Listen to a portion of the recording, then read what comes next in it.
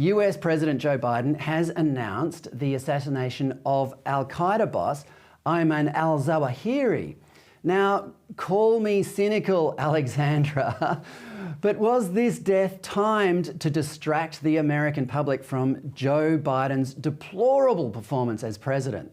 Well, you could easily be accused of being a little bit cynical there, but there are plenty of desert-dwelling Islamists that you can go off and pick off at the opportune moment, so you might be onto something there. Okay, well, thanks, Alexandra. And finally, before you go, look, the Hobart City Council says there are too many statues of white men in the city. On balance, have white men made a good or bad contribution to our society, and should we be trying to cancel them? Well, the left's use of white as if it were some kind of specific nationality is lazy. The white, when they use white, what they mean is a vast variety of ethnicities in Europe who have contributed a huge amount of knowledge to science, mathematics, art, history, agriculture, everything.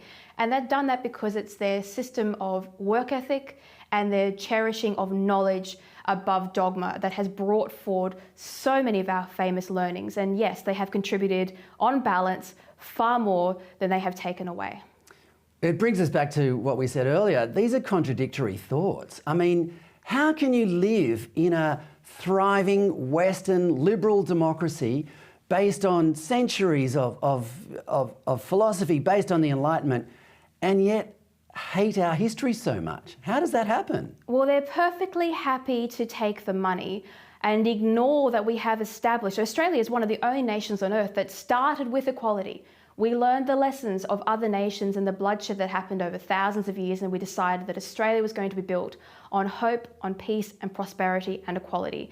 And now, for the first time in history, we've decided to start unravelling these things and go back to regress toward a race-based system.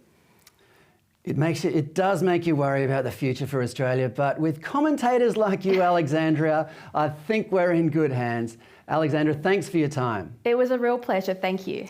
That's Alexandra Marshall, whose brilliant work you can read every day in the Spectator Australia's website, Flat White.